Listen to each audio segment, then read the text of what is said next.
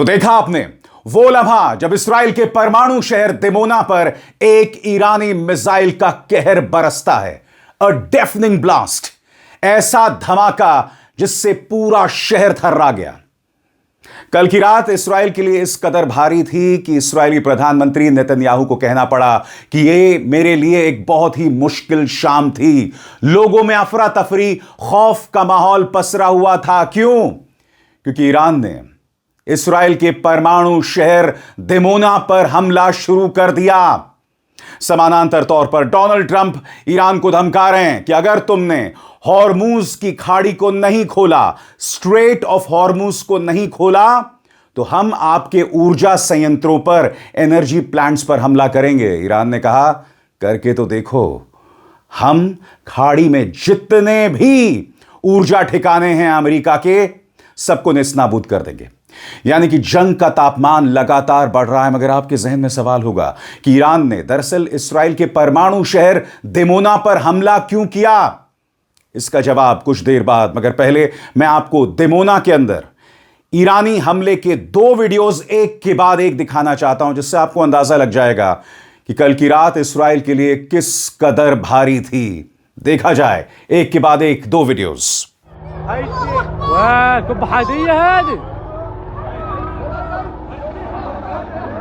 حاضر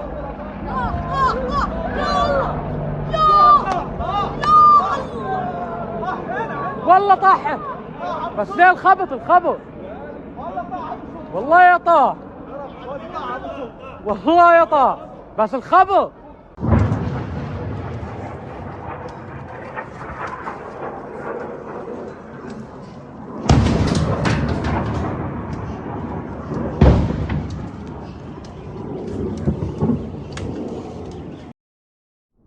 और दोस्तों, जैसे कि अल जजीरा की रिपोर्ट बता रही है, Iran Tasnim news agency says a US Israeli air attack targeted the Natanz nuclear enrichment facility this morning.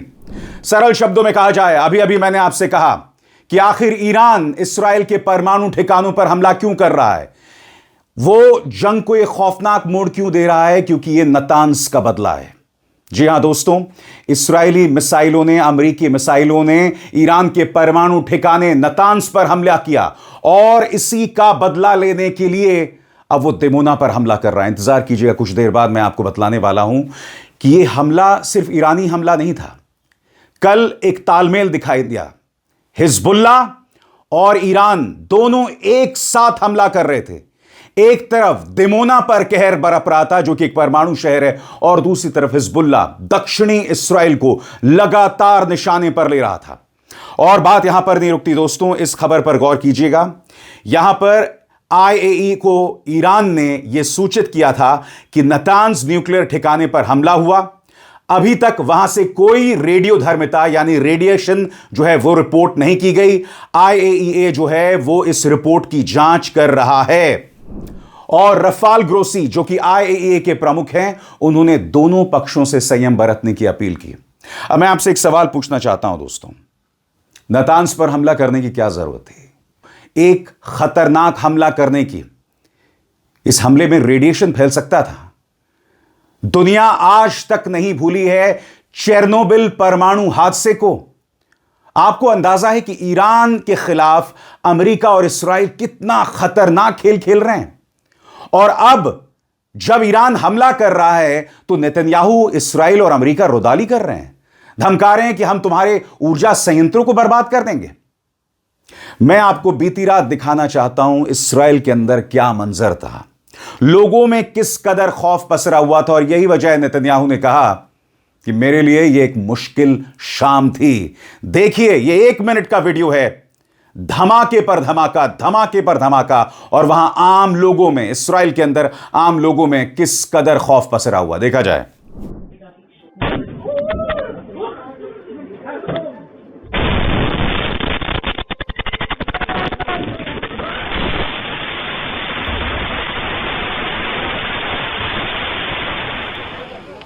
זהו, הלך הבניין, קורס.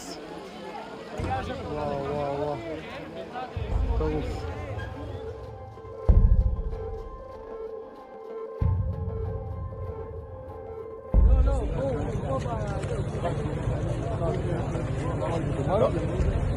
באתי לחזק, באתי לחבק את התושבים כאן, באתי לחזק אותם.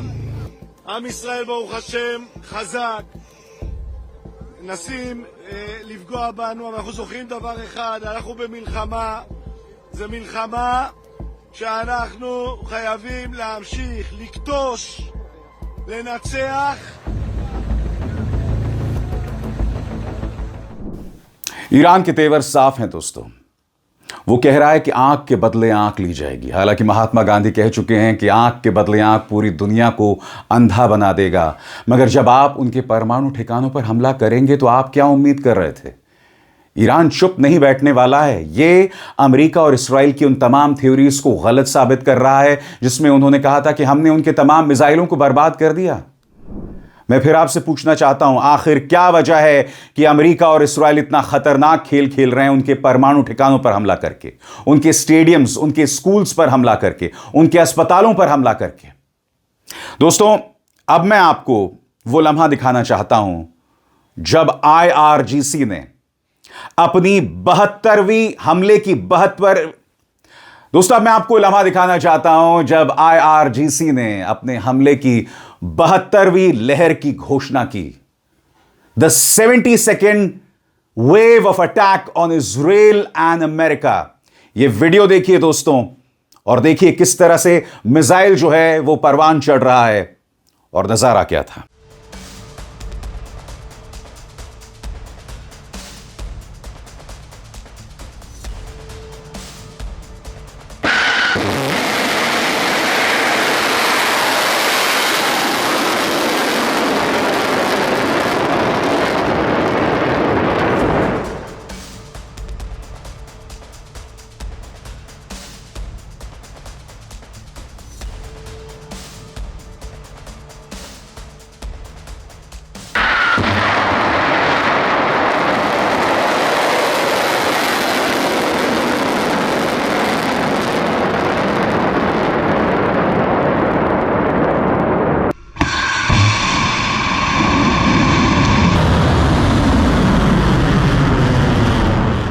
इस बीच इन्हीं हमलों का परिणाम यह है दोस्तों कि अल जजीरा की इस खबर के मुताबिक आपातकाल की एक स्थिति की घोषणा कर दी गई है, क्योंकि अरद जो कि दक्षिणी इसराइल में मौजूद है, वहां पर ईरानियन मिसाइलें लगातार कहर बरपा रही हैं। इस वक्त करीब 70 लोगों के जख्मी होने की बात की जा रही है। देखिए आपातकाल का वो मंजर किस कदर था।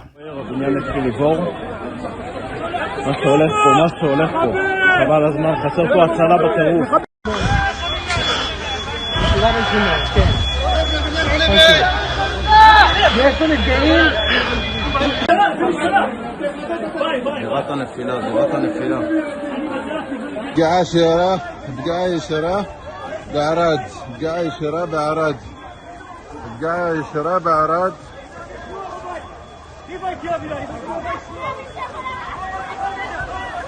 عراد إسرائيل بقاية شراء। दोस्तों, अब तक इस हमले को लेकर क्या खबरें मिली हैं मैं आपको आसान लफ्जों में बताना चाहता हूं आपके स्क्रीन पर। इस्राएल में इमरजेंसी सेवाओं का कहना है कि दक्षिणी शहर अरद में हुए ईरानी मिसाइल हमले में काफी नुकसान हुआ है। मागेन डेविड एडोन नाम की इमरजेंसी सेवा के मुताबिक हमलों के बाद 88 लोगों को अस्पताल में भर्ती कराया गया। इनमें 10 लोग गंभीर रूप से घायल हैं, 19 मध्यम रूप से घायल हैं और 55 लोगों को मामूली चोटें आई हैं। इन हमलों के बाद इस्राएली प्रधानमंत्री बेंजामिन नेतन्याहू ने अरद के मेयर से बात की। उन्होंने इन हमलों को बहुत ही मुश्किल शाम कहा। नेतन्याहू ने सोशल मीडिया एक्स पर लिखा, हमारे भविष्य के लिए चल रहे इस अभियान में आज की शाम बहुत कठिन है। मैंने अपने दफ्तर के डायरेक्टर जनरल को निर्देश दिया है कि वे सभी सरकारी मंत्रालयों के साथ मिलकर हर जरूरी सहायता उपलब्ध कराएं। नेतन्याहू ने आगे लिखा, मैं इस समय घटनास्थल पर काम कर रहे इमरजेंसी और बचाव दलों का मनोबल बढ़ाता हूं और मैं सभी लोगों से आग्रह करता हूं कि वे होम फ्रंट कमांड के निर्देशों का पालन करें। नेतन्याहू ने कहा कि इस्राएल सभी मोर्चों पर अपने दुश्मनों पर हमले जारी रखेगा। मगर जैसे मैंने बताया, बीती रात इस्राएल के लिए बहुत मुश्किल रात थी और आप देखिएगा, जैसे कि मैं अभी आपको एक वीडियो दिखाने वाला हूं, शहरों के बीचों बीच एक मिसाइल आके गिरती है। जी हां, शहर के बीचों बीच। और आप देखिएगा माहौल किस कदर थर्रा जाता है। ये जो वीडियो मैं आपको दिखाने वाला हूं दोस्तों, ये दिमोना का वीडियो है, वो परमाणु शहर जिस पर ईरान ने ताबड़तोड़ हमले किए। देखा जाए।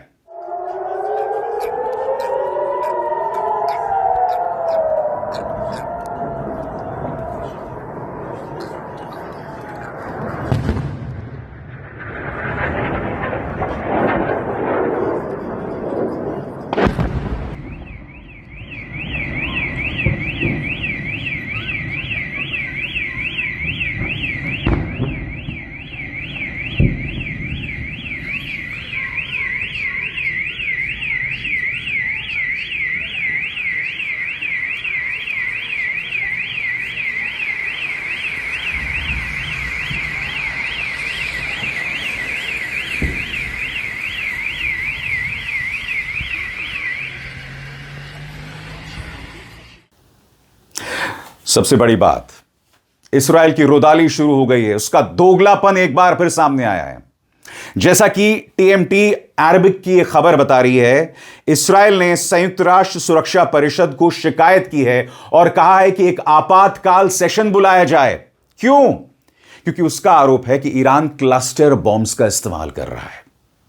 आपके जहन में दो सवाल होंगे कि ईरान क्लस्टर बॉम्ब्स का इस्तेमाल कर क्यों रहा है। जब क्लस्टर बॉम्ब्स का इस्तेमाल किया जा रहा था तो उस वक्त वहां क्या माहौल था? तो सबसे पहले तो मैं आपको माहौल दिखाना चाहता हूं।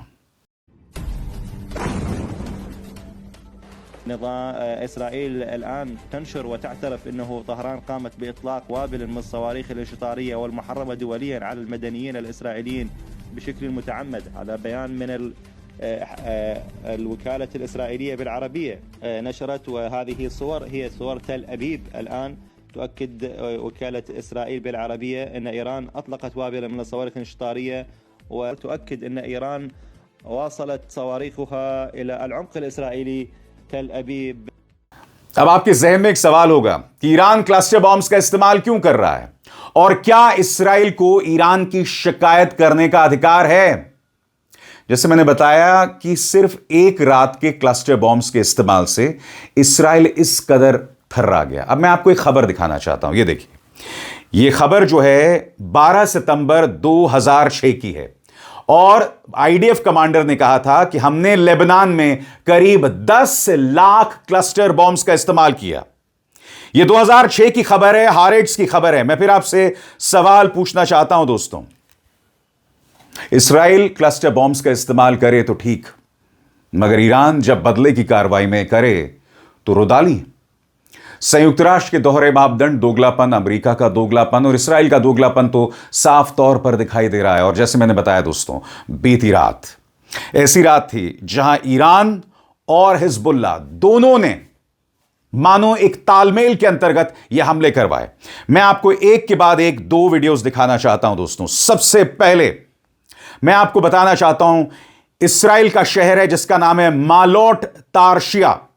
यहां पर देखिए वो लम्हा, मालोट तारशिया में जब हमला हुआ हिजबुल्लाह की मिसाइलों का, तो माहौल क्या था।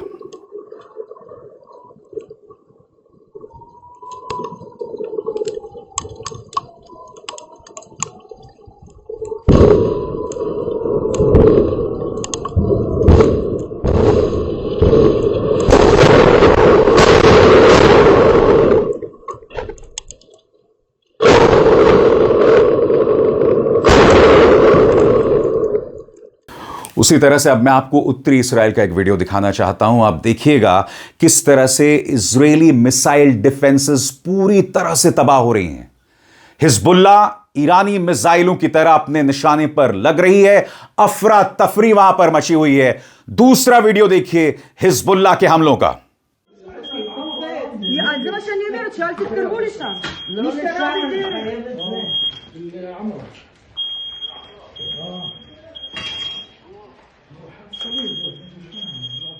स्वतंत्र और आजाद पत्रकारिता का समर्थन कीजिए, सच में मेरा साथी बनिए। बहुत आसान है दोस्तों, इस ज्वाइन बटन को दबाइए और आपके सामने आएंगे ये 3 विकल्प, इनमें से एक चुनिए और सच के इस सफर में मेरा साथी बनिए। और कहर का आलम हर तरफ था। जैसा कि अल जजीरा की खबर बता रही है, दक्षिणी इस्राएल में एक पूरी की पूरी बिल्डिंग जो है वो ढह गई, पूरी की पूरी बिल्डिंग ढह गई। दोस्तों, ईरान के तेवरों से साफ है वो पीछे नहीं हटने वाला है और हर गुजरते लम्हे के साथ वो वॉर के कॉस्ट्स बढ़ा रहा है। अमेरिका अपनी तरफ से चेतावनी देता है और ईरान कहता है कि तुम जो करोगे हम दोगुना सूद समेत उसका जवाब देंगे। और ऐसे में ईरान के सुप्रीम लीडर मुश्तबा खामेनी ने क्या संदेश दिया है वो आप सबके लिए जानना बहुत जरूरी हो जाता है। यह संदेश वॉशिंगटन के लिए है, मगर इससे कहीं ना कहीं ईरान की युद्ध नीति के बारे में भी हमें पता चलता है। क्या कहते हैं मुश्तबा खामेनी आपके स्क्रीन पर? करीब 12 मिनट के अपने बहुत ही प्लान्ड भाषण में आयतुल्ला इमाम सैयद मुश्तबा खामेनी ने शुरुआत में वही पुरानी बात दोहराई। अमेरिका की वॉर पॉलिसी, सालों से लगे प्रतिबंध, हत्याएं और रीजनल कॉन्फ्लिक्ट। लेकिन बीच में आकर टोन पूरी तरह बदल गई। सैयद खामेनी ने 3 साफ मांगे रखी और हर एक के साथ टाइमलाइन भी दी। पहली बात, मिडिल ईस्ट से अमेरिका की जल्द सैन्य वापसी, 60 दिनों के अंदर सभी प्रतिबंध हटाना। और तीसरी बात, लंबे समय के लिए आर्थिक नुकसान का मुआवजा। और फिर उनका सीधा अल्टीमेटम, अगर यह सब नहीं हुआ तो ईरान स्थिति को और बढ़ाएगा, वो भी सिर्फ बातों से नहीं बल्कि असली एक्शन के साथ। नंबर 1, स्ट्रेट ऑफ हॉर्मुज को बंद कर दिया जाएगा। नंबर 2, रूस और चीन के साथ डिफेंस टाइज मजबूत होगी। और नंबर 3, न्यूक्लियर पॉलिसी में अस्पष्टता छोड़कर खुलकर न्यूक्लियर डेटरेंस की तरफ जाना। अब मुश्तबा खामेनी ने यहां जो बात कही है वो बहुत बड़ी बात है। उन्होंने कहा डेटरेंस यानी खुद के बचाव के लिए न्यूक्लियर पॉलिसी को बदल देना। अब तक परमाणु बॉम्ब बनाने को लेकर धर्म आड़े आ रहा था। यहां मुश्तबा खामेनी ने जो वॉशिंगटन को संदेश दिया ना दोस्तों, यह अपने आप में बहुत अहम है। वो कह रहे हैं कि डेटरेंस के लिए न्यूक्लियर पॉलिसी को बदला जाएगा, यानी कि मुश्तबा खामेनी कहीं ना कहीं परमाणु बॉम्ब बनाने की ओर इशारा कर रहे हैं। और जैसे कि मैं आपसे लगातार कहता रहता हूं कि मरहूम खामेनी, जिन्हें अमेरिका और इस्राएल ने मार गिराया था, उनके मुकाबले में मुश्तबा कहीं ज्यादा कट्टरपंथी हैं। यानी कि अमेरिका और इस्राएल मार तो रहा है मगर ईरान के अंदर और कट्टरता छा रही है। अब वो जो एक धार्मिक सोच है ईरान के अंदर, उसे बदलने को राजी हो गए मुश्तबा। कह रहे हैं कि ठीक है, अगर यही जारी रहा तो हम परमाणु बॉम्ब बनाएंगे। आगे उन्होंने क्या कहा, गौर फरमाएं। दिलचस्प बात यह रही है कि कुछ ही घंटों में चीन और रूस दोनों ने बयान दिए जो सीधे सीधे नहीं लेकिन साफ तौर पर ईरान के स्टैंड के साथ जाते दिखे। यह काफी हद तक कोऑर्डिनेटेड लगा। दोस्तों, इस पूरे मामले में जब चीन और रूस अब खुलकर ईरान के साथ हैं तो आपको इस पूरे मामले के बड़े कॉन्टेक्स्ट को समझना जरूरी हो जाता है। सैयद मुश्तबा खामेनी का स्टाइल अपने पिछले नेता से अलग दिख रहा है। जहां सैयद अली खामेनी धीरे धीरे बैलेंस बनाकर चलते थे, वहीं मुश्तबा ज्यादा तेज और निर्णायक फैसले लेने वाले लग रहे हैं। ईरान के अंदर से जो संकेत मिल रहे हैं उससे साफ है कि IRGC अब धीरे धीरे बदलाव के मूड में नहीं है, वो सीधे स्ट्रक्चरल चेंज चाहता है।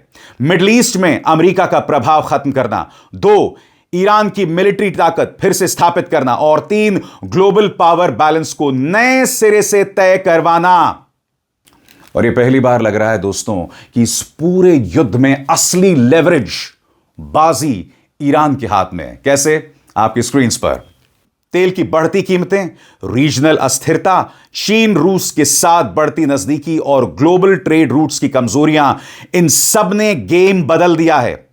तो यह सिर्फ एक भाषण नहीं था, यह एक टेस्ट था कि अमेरिका नए नियमों के साथ खेलने को तैयार है या नहीं। अब आगे क्या होगा वही तय करेगा यह जंग किस दिशा में जाएगी और आने वाले कई दशकों तक मिडिल ईस्ट में ताकत का संतुलन कैसा बना रहेगा। दोस्तों, मैं आपको CNN की एक रिपोर्ट दिखाना चाहता हूं। इस रिपोर्ट में कहा गया है कि 1980 के दशक में जब इराक ने ईरान पर हमला किया था, और याद कीजिएगा सद्दाम हुसैन का साथ अमेरिका ने दिया था। मकसद क्या था? ईरान को नेस्तनाबूद कर देना। उस वक्त वहां के सुप्रीम लीडर थे आयतुल्ला अली खौमेनी। जी हां, खामेनी से जो पहले के सुप्रीम लीडर थे, खौमेनी वो थे उस वक्त के सुप्रीम लीडर। और वो जो हमला किया गया था उसने ईरान के अंदर सुप्रीम लीडर के दबदबे को और मजबूत कर दिया था। मैं चाहूंगा आप CNN की इस रिपोर्ट को देखें। Iraqi generals say they come at us like madmen. Iraq thought Iran would be a pushover when it decided to attack in 1980. It was a major blunder.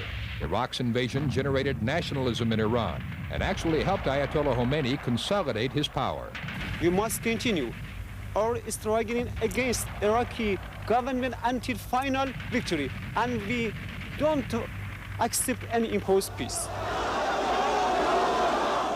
The Ayatollah turned the conflict into a crusade for God, guaranteeing a place in heaven for those who died in the fight against Iraq. तो मैं आपको क्या बता रहा हूं दोस्तों, Iran बदला लेता रहेगा। तुम उनके परमाणु ठिकाने नतांज पर हमला करो तो वो दिमोना में जवाब देगा।